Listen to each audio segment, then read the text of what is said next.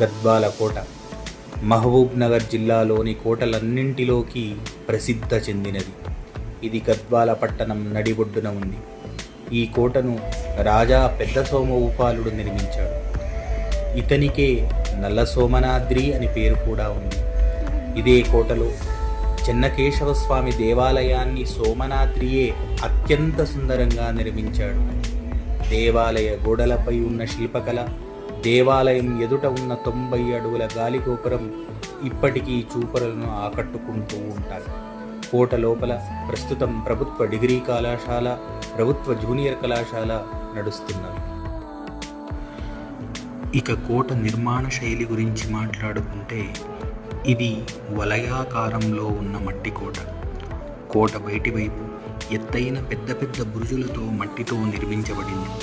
లోపలి వైపు కోట మొత్తానికి రాతి గోడ ఒక పొరగా నిర్మించబడింది.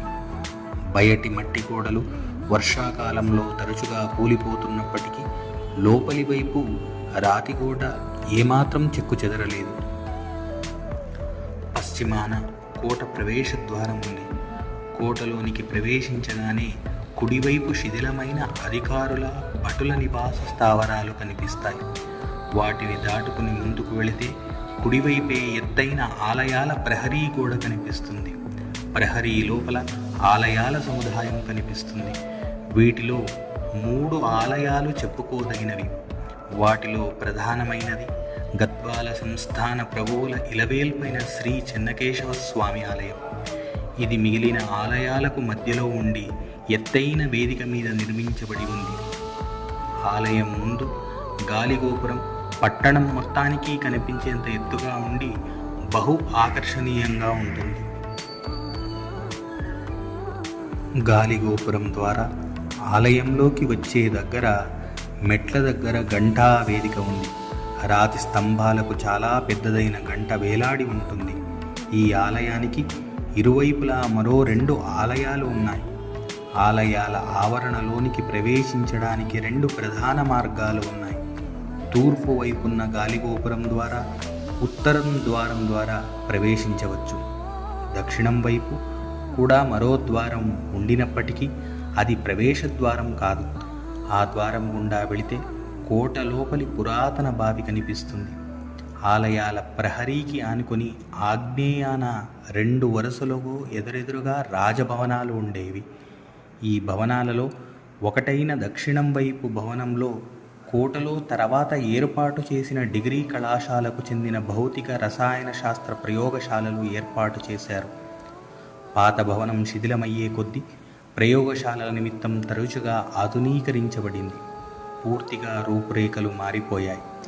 ఈ భవనానికి దక్షిణం వైపు కొన్ని శిథిలాలు మాత్రమే మిగిలి గత చరిత్రకు ఆనవాళ్లుగా కనిపిస్తాయి. ఈ భవనం దక్షిణం వైపు నుండి కోటలోని బావికి దారి ఉంది. ఈ బావి నాడు తాగునీటికి మరియు ఈత కొలనుగా ఉపయోగించినట్లు తెలుస్తోంది. నేటికి ఈ బావిలో నీరు స్వచ్ఛంగా కనిపిస్తుంది. దక్షిణం వైపు భవనానికి అభిముఖంగా మరో రాజభవనం ఉండేది. ఇది 2 అంతస్తుల భవనం. ఈ భవనంలోని లోపలి గోడలు అందమైన చిత్రకళతో అలరారేవి. ఉత్తరం వైపు అంతఃపురాన్ని ప్రతిబింబించేలా కలపతో ఏర్పాటు చేసిన అందమైన నిర్మాణాలు కళా నైపుణ్యముతో ఉట్టిపడేవి. ఈ 2 భవనాల మధ్య అందమైన ఉద్యానవనం ఉండేది. వనం మధ్యలో సింహాసనం మీద ఆసీనుడై ఉన్న పెద్ద సోమభూపాలుడి పెద్ద విగ్రహం ఉండేది. రాజగోపురానికి తూర్పు వైపు గోపురానికి అభిముఖంగా రాజా కృష్ణరామ్ భూపాల్ శిలా విగ్రహం ఉంది. ఈ విగ్రహానికి వెనుక వైపు ఇప్పుడు నూతనంగా నిర్మించబడిన డిగ్రీ కళాశాల భవన సముదాయం ఉంది. రాజగోపురానికి దగ్గరలో ఇటీవల డిగ్రీ కళాశాల స్వర్ణోత్సవాల సందర్భంగా నాటి సంస్థానపు వీరవనిత మహారాణి ఆదిలక్ష్మీదేవమ్మ విగ్రహాన్ని కూడా ఏర్పాటు చేశారు. కోటలోకి ప్రవేశించేటప్పుడు ఎడమవైపు జూనియర్ కళాశాల భవనం కనిపిస్తుంది. కోటలో ఉత్తరం వైపు ఆటస్థలం, తూర్పు వైపు ఎల్లమ్మ దేవాలయాలు ఉన్నాయి.